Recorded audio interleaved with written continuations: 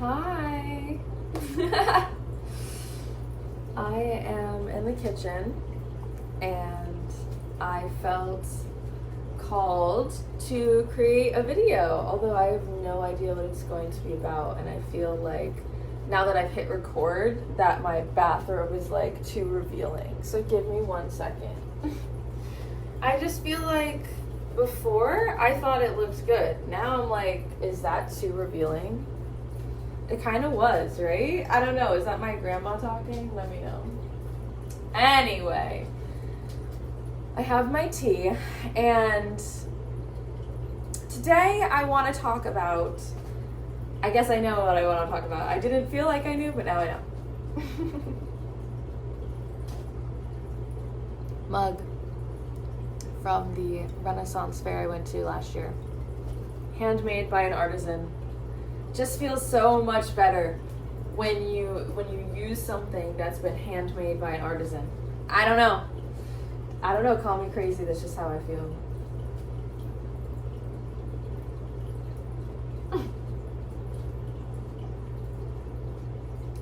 My neighbor just struggled to get into her car and I did laugh, which is arguably rude. Alright. Today, I want to talk about something that I'm quite confused about and want to talk through. So we will be talking through this together. I don't have the answers. I don't know the truth. I'm going to feel into the truth and I'm going to ask some questions and we're going to discover some things together. Okay? However, the hair is doing something, so 1 sec.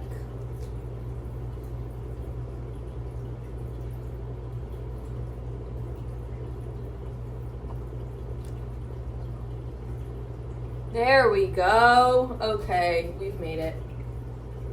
Sorry, I have to look at myself this whole time, so it'll be distracting if I don't fix it. And hi, if you're new here, my name is Lana.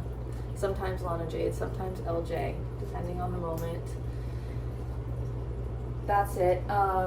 Anything else I need to tell you about being here before we start? Oh, I don't edit any of my videos, so this is going to be a long form piece of content where I am talking, you are here with me in spirit, and then, you watch at your leisure. All right, let's get into it. Okay, so the first thing I want to discuss is this idea of star family. Okay, star family. Now, the first thing I think of when I think of star family is Jeffree Star. And when he would be like, "Hi, star family." Did he ever do that? I don't know. But his people were like the Star family. And on TikTok Live, when he's yapping, it's the Star family.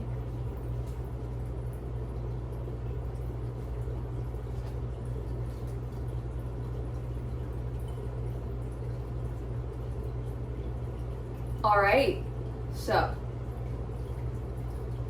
this idea of star family aligns with the metaphor of Amazon delivering your package in a car that isn't a delivery truck. Okay, what does that mean?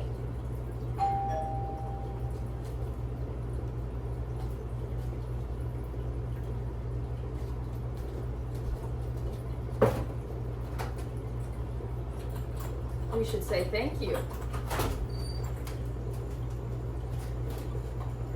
Thank you. You too.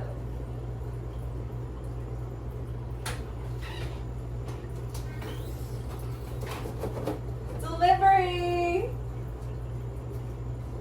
Yay. What a moment. What a moment. Okay. So, what just happened? Let's go through it.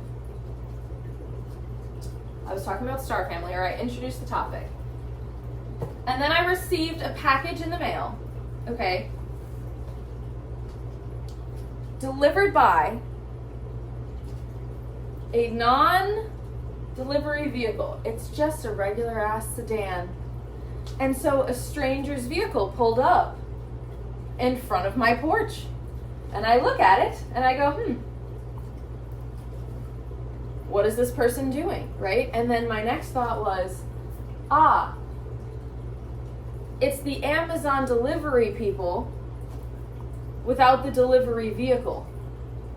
They are driving their own cars to deliver packages, right? They're driving their own cars to deliver packages. They, in a way, have more autonomy and more freedom, but they are sacrificing their own vessel, their own vehicle, their own tools, right? And so it puts their life outside of work more at risk when you don't have a designated delivery vehicle. Okay?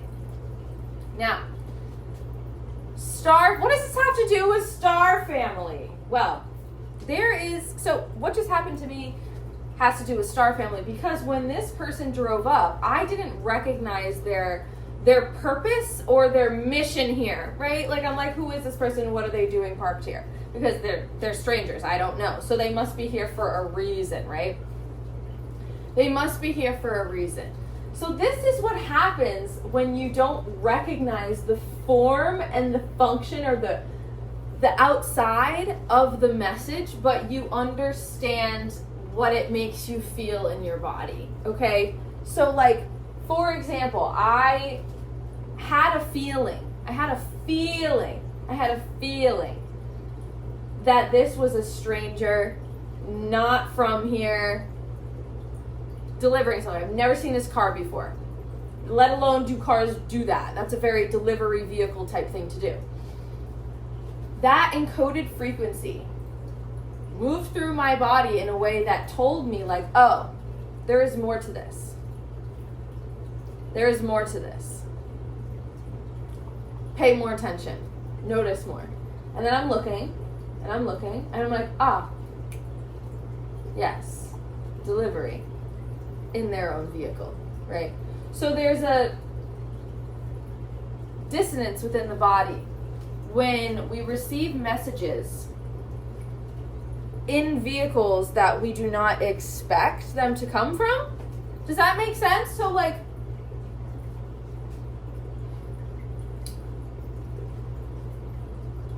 the word star seed, what does it really mean? Star seed. Because so many people are out here being like, star seeds, we're star seeds. You know, we are all just rebranding what it means to be a human being right now on this earth at this frequency. We are creating frequency bands and then branding them. Okay, so star family is a way to express familiarity and familia, family, feeling like family, and connecting as if, acting as if the reason we are all connected is because we are of a particular star. Or we are a particular star, or we are all made of stardust, right? This is our belief when you're a member of this group, when you're a member of the star family, when you identify as a star seed, you are attributing that membership to the stars, right? You're of the stars. This is when we hear phrases like, I'm a star. We're all stars. We're of one constellation. I particularly like to use the language of constellation to describe relationships that I have in my life. Some people are orbiting in your circle a lot more frequently and have smaller bodies, and then some of them are really far away, but they have larger bodies and they hold a lot of gravity in your system, right? Constellations, right? So that's fun, right? We can understand what's going on there. Like, there's definitely some appeal to it. There's definitely some appeal to being of the stars. And I have tried that on, and it's a good outfit. It's good. It feels good. It aligns. But then you have other people that are using language like angels and guides. Okay, angels and guides. So if you're like in the star family group over here, you're probably likely to say universe, source, maybe, when you're talking about God or ultimate love or one love or origin love, whatever you want to call it, okay? So these star seeds may also coalesce with angels and guides. Angels and guides are not in this realm. Star seeds are here. Star seeds are living human beings. They're living human lives, right? Angels and guides are typically considered otherworldly. They are invisible to the eye. Only like special psychics can see them and talk to them, right? Those are the ideas behind angels and guides.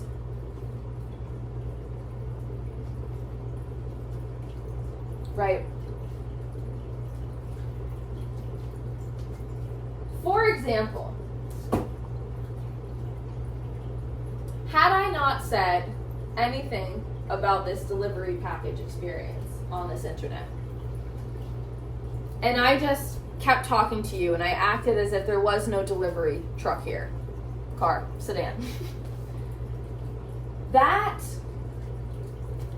I could have timed that doorbell to make it appear as though there was otherworldly interference. Like, oh my God, see, the angels are confirming this message for us via this delivery, via this doorbell, right? The angels.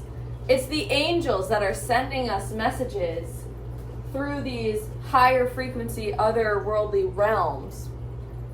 And then we are here to interpret what the angels say, right? This is a lot of readers on the internet. A lot of readers on the internet. And I am eating that shit up for breakfast, right? They'll be like, doorbells might be significant for you. The angels are telling me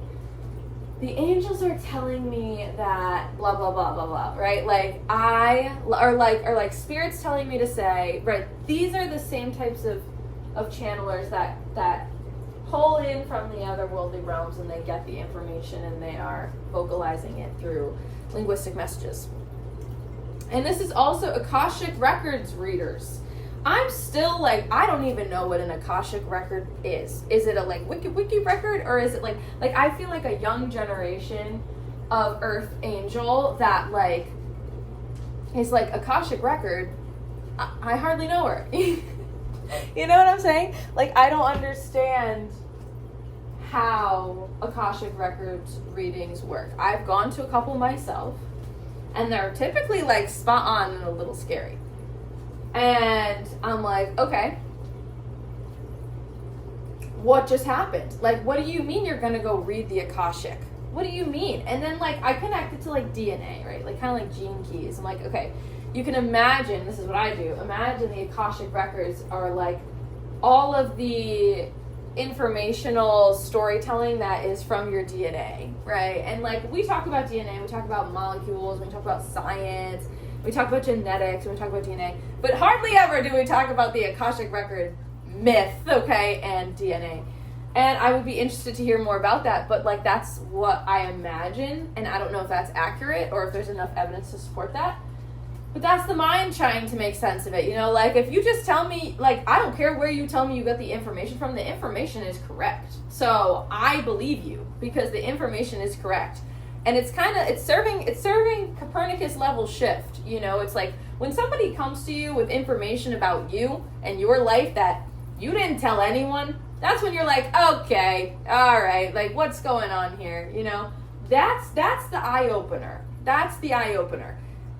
But does it necessarily demonstrate and prove that, you know, someone's an earth angel? What does it mean to be an earth angel, right?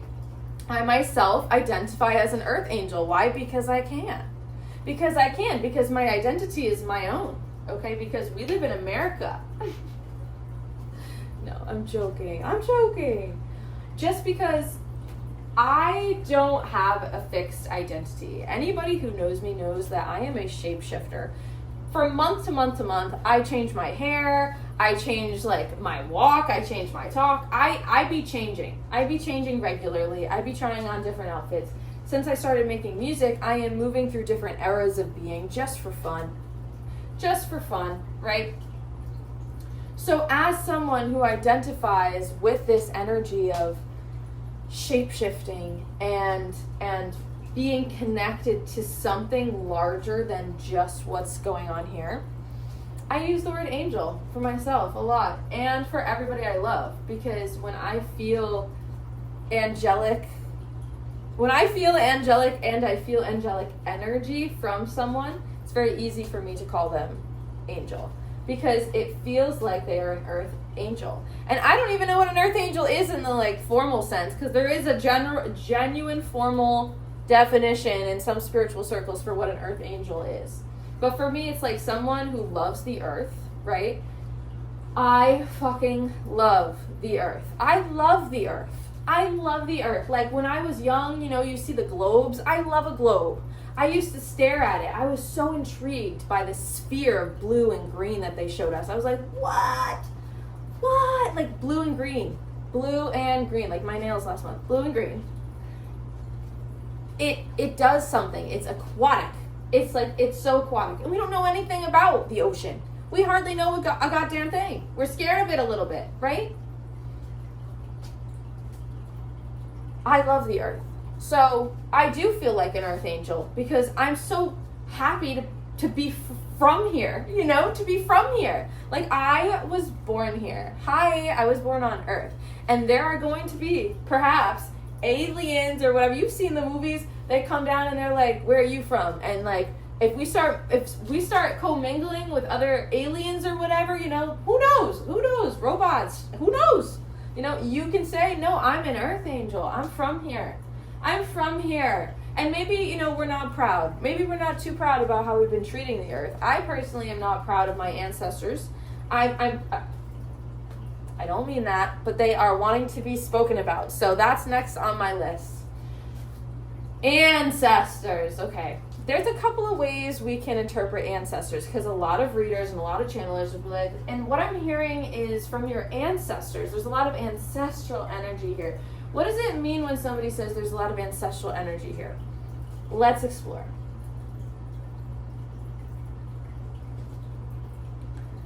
For one, for me, it's disruptive. My ancestors are disruptive because they've had to be, if that makes sense. Like my grandma in particular is a very, very, very, very loud personality. So is my grandpa, so is my nonno.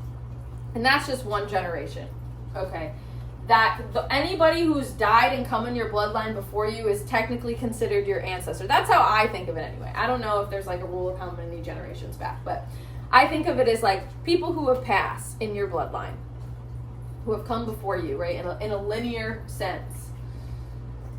And so you can say it's in your DNA, right? Your ancestors are technically folded away in your DNA in some way, shape, or form, right? Maybe not in the conceptual way, but in the biological way, right? Your ancestors are tucked into your DNA in some way.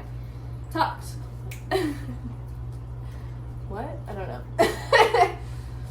So it's like, in a way, there can be some physiological substrate of ancestry that is in our DNA, right? We get DNA tested, and send it away, and we can see our ancestral tree.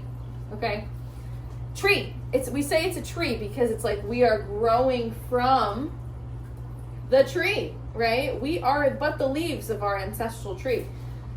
So we may be rustling in the wind in the way that the ancestors are not, but they're still here with us. They're just not here with us. You know, like I think that's when you get the privilege, when you get the joy of becoming a multi-dimensional human being. What does that really mean? It just means you are able to perceive in multiple dimensions. You're not just in touch, smell, gustatory, the 5 senses. You're not just experiencing the world through that level of perception. You are now expanding your perceptual field to have more information that you can act upon and receive and translate. That's multidimensionality to me, right? And it begins here, right? So it's like, I'm one person. I'm only one person. I'm only one human being. You know, I was born like all of you, and I am a human being. Here I am, right? Like, I came out in the traditional fashion for a human being of this day and age, okay? So I'm a human being, and I feel like I'm saying this because it's funny, because in an age where AI is becoming increasingly prevalent, this is, I think, part of my motivation to be so unedited and authentic and, like, not omit things from you as a viewer and participant. Because if I edit this, you are no longer an active participant. You didn't get a say if I cut that clip out or not, right? So by taking, like, I am in the same level of consciousness as you. I am not going to another dimension after this to edit this as if I was watching it like you, right? I am just here with you now, and that's it, and then I share it. I don't know why that's important or relevant, but, because I said it's, yes, to prove that I'm a human being would be a lot easier if I post something like this than if I post something highly edited. Because I have met human beings who have come into my space and spent time with me and have asked me to my flesh and blood, are you AI? And I don't know what to say to that, you know, like, I am well-spoken, I am articulate, I am reflective, I am clear, I am calm, I am present, and I offer that presence to people in a way that only AI can, I guess. Like, I guess other human beings in their lives don't listen or have the level of attention that I do for whatever they're sharing enough to see and interact with it for them to think like I am saying the perfect response and giving them exactly what they asked for, exactly what they want. Because that's what it means when somebody says, are you AI? Are you AI? Are you taking over the world right now? Are you trying to take over the world right now? Are you trying to, like, manipulate me, right? Are you trying to manipulate, like, am I in danger? Because there's a lot of implications. Like, I took it as a compliment because I'm me. But now, like, I'm thinking about it, I'm like, okay, this could also mean all of these other things, right? This could also mean all these other things that I didn't ponder at the time. Being compared to AI is a blessing and a curse. I just explained why.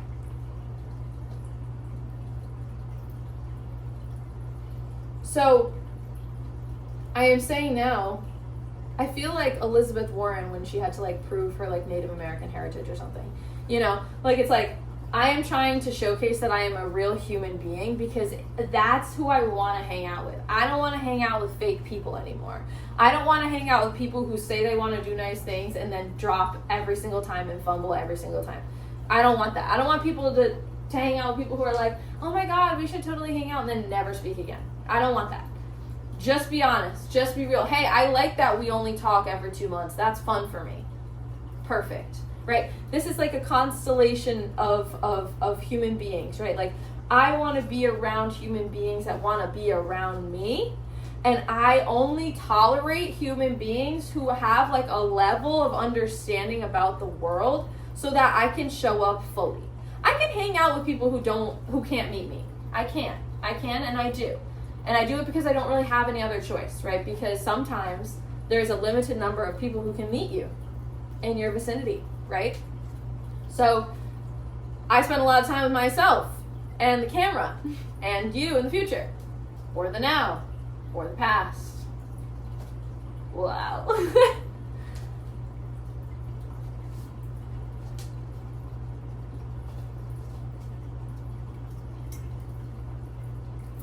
And that's ancestral energy. Okay. Last but not least, we're going to briefly talk about animal spirits. This would be the time that I would say, if I were going to channel the angelic realm, or the angelic realm. I would say animal spirits, because my dog wants me to talk about her because she is one of those dogs that just loves attention. And even though she's crossed over to the other side, she still makes herself known. However, one could say that this is just me experiencing grief and me being like, oh, I still hear her click clack on the floor, right? Like, but I don't. I don't still believe that she's here with me. I know there are moments where she makes herself known in my consciousness because she is a frequency, right? Everybody who has passed, every being who is close to us, any animal, any pet that has passed, they are a frequency that we oscillate at. So for example, like I took her outside every day at a certain time, and I fed her every day at a certain time, and I took her for walks, and my nervous system, like, entrained to her nervous system, even if it wasn't conscious, right? So that was a frequency. So now, if you take that living being, breathing frequency away, this frequency still exists in your body. It just doesn't have something in the physical realm to quantumly entangle to. So if you feel the frequency in your body, it's either because you are experiencing the frequency for yourself and you are allowing it to flow through you through memory, through grief, through love. Or if you're doing something completely different and it just pops into your being, typically you can be like, oh, either it's a message that's funny, because spirits are funny. Spirits can organize your cells in a way that it sends you messages like through water. Okay, so you know that your body is like 80% water. And you've seen maybe the science behind messages through water and frequencies through water. If our body is 80% water and arguably mostly fluid and somehow still empty space, there is a lot of room for vibrational information to flow. This is what they call like the light body or light beings, right? Because they are organizing signal and flow into the body such that it articulates itself in a particular way and it moves in a particular way, right? So this is people who channel light. They're doing flow dancing. Arguably, I do that a lot, okay? And through water, for example, the resonance of the frequency of that particular being, of that particular message can come into our consciousness. And I guess at the end of the day, what it is I'm funny. Right? Even if the other being that is sending me a message isn't funny, I find a way sometimes to just make it funny because I'm going to lighten the mood. Something about me, I'm going to lighten the mood. You know, I don't care how heavy or dark the shit is that you're telling me, I am going to somehow make it light and fluffy and funny as hell. And you're going to end up laughing. That has happened every single time if you're open to it. Okay, there are some people who are just like, think I have dark intentions because that's all they know. So then it's not very fun. But the people who are open to it, it is amazing. It feels so good to provide human beings with a lightened mood. Because when you see something through a lightened mood, what it really means is you are lifting to a higher frequency. You are lifting your body. You are laughing, you are releasing. Laughing is like, they say laughter is the best medicine, don't they? They do. So how much are you laughing, right? And that's why it's like, I post stuff on the internet.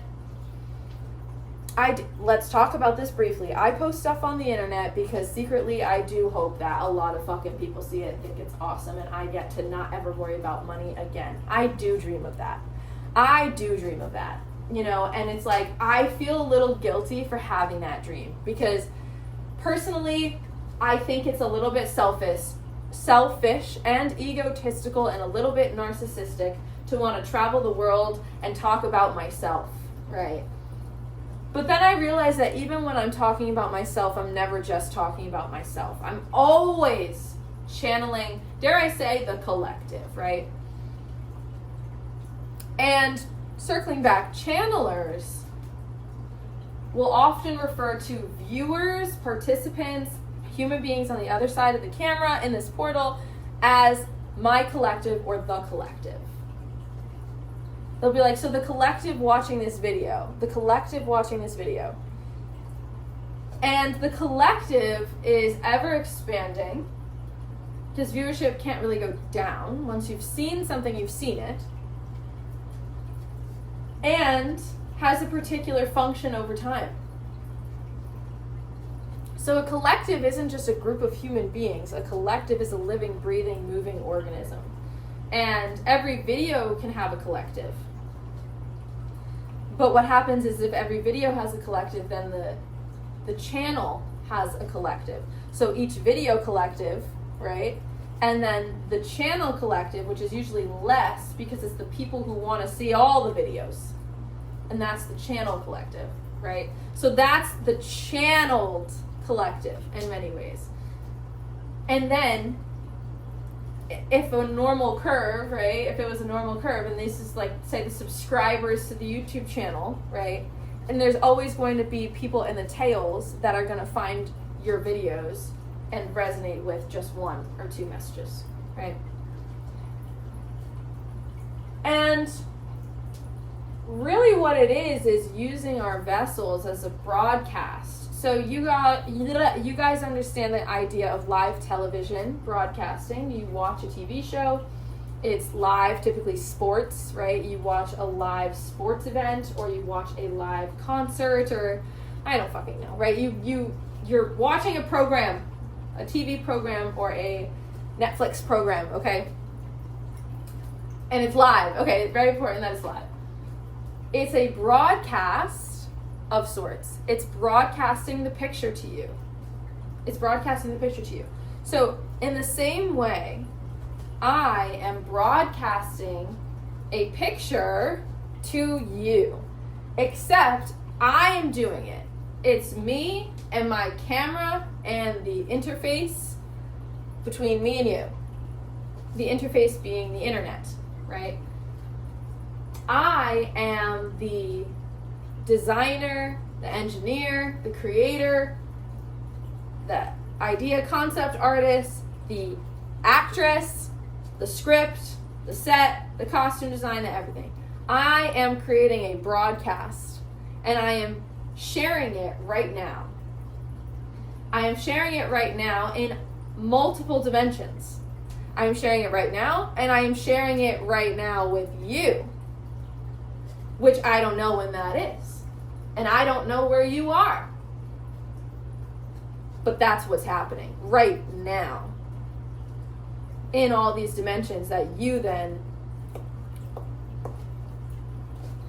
perceive. And not everybody is going to ride the wave. Not everybody is going to ride the whole ride. Some people are just going to come in and hear a few things and leave. This is a very, very, very, very, very small percentage of the world who sees this. Very small percentage, right? We are the tail. We are the tail end of some very large curve, right? But we are also the middle of another one on another dimension, okay? Have I said something here? I used to believe that my videos should make linear sense, and I should cater to the minds of those who need hand-holding through my sharing of experience. And I recognize that in doing so, it has kept me from being alone for a very long time, because I did feel the need to adjust my behavior to be around certain individuals for a certain period of time in my life in various ways. So it is an act of revolution for my cells to be able to share this type of message with the world via the internet, right? It's vulnerable. It's vulnerable to do. And that makes me feel the most human. The only thing that would make me feel more human is being in the same room as other humans and doing it. But I don't know what this is. Like, I sit on the internet and I be talking. And I wish and pray for every day that I can be financially free through the acts of service that I can provide for humans that have mutual benefit. And I wonder and I imagine about it frequently because I want to create and do create a life for myself that continues to grow and expand in a way that brings me joy, and in bringing me joy brings the world and other human beings joy as well. Because I believe that joy is the biggest act of resistance we can have towards the powers that try to take it from us.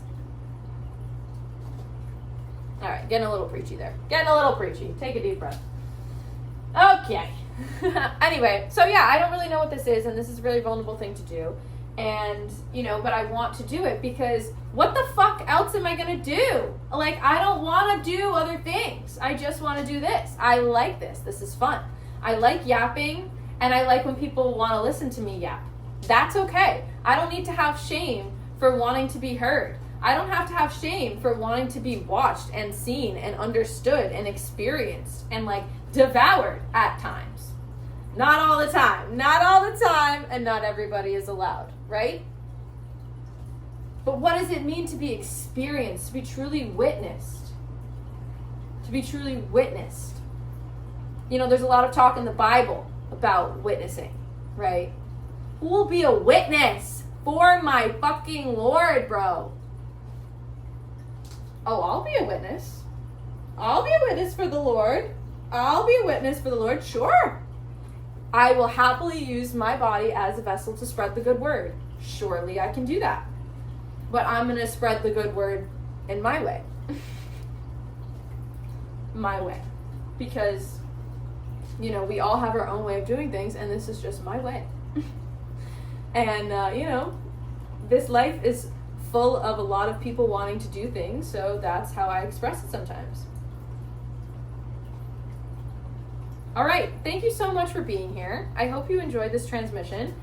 I have no idea really what I said, and I honestly do know that I feel vulnerable, but I also know that it feels like a good kind of vulnerable. It feels like I've shared myself completely, and I know that the human beings who are meant to see it will see it, and then the human beings who aren't meant to see it will naturally be repulsed by my wake. You know what I'm saying? And I just feel really grateful and blessed. I feel really, really, really, really grateful and blessed that no matter what's going on in my life, no matter how chaotic or stressful it may appear, I feel and am anchored in this knowing that I will be okay. I will be okay. Things will work out for me. It will be okay. Just take a deep breath, because a lot of the time it is me making the problems for myself. Me creating turbulence where there does not need to be turbulence, right? Sitting with that, allowing the turbulence that naturally comes up, but not trying to create more by jostling the fucking plane around. Just set it to its destination and cruise. You're at cruising altitude. We are at cruising altitude, right? This, I guess, a channel message now for everyone. So, including me. We're at cruising altitude. Woo. Woo. Just sit, read your book, chill. All right, you're on your way to the destination. You can't do anything right now. You are in a plane thousands of miles up. What are you going to do? You need to be in the vessel. You need to have the oxygen. So just take a deep breath. Be grateful that you have oxygen. Be grateful that you have a place to live. Be grateful that you can, chill. Just be grateful. Chill as long as you can. And then maybe take a nap. And then after the nap, you wake up. What do you know? You're there, right? So just allow yourself the dignity of your process, as my mentor says. Allow yourself the dignity of your process. Create what you want to create. Share what you want to share. Sleep when you want to sleep. Work when you want to work. Do what you want to do more and more and more and more. And that is the revolution. Because the human beings who genuinely want revolution are the human beings who genuinely want transformation and growth and change, and we know that that is not possible without working together in some collaborative, emergent fashion. Because we see how things work. Because when you see how things work, you become revolutionary. Because it's time for change. We see how things work, we want to change them. And once enough people come together and agree on how we should change things, agree on how we should change things, not that things should be changed. We all agree that things should be changed. How are we changing it? In what direction are we going? Because when you're moving as a group, you have to have some understanding of the direction that you're going. Otherwise, you're going to form splinters, some could say. So, this is my way of contributing to that by saying, hey, this is where I stand on things. This is what's going on. This is what I'm perceiving. This is what I'm experiencing. This is what's going on in my world. How does it resonate with your world? Are we going in the same direction? Or are we splintering? Is there a direction we're going in that we don't know? Is there somebody who's also on this journey with us that has other information that we might want, right? We're hunting, we're gathering, we're creating Ethernet tribal experiences. It's beautiful. At least that's how I perceive it. All right. Thanks for coming. I love you guys. And I hope the sound on this was okay because I've never filmed a video in my headphones. Look at the mug. Another moment for the mug. So cute. All right, bye. Love you.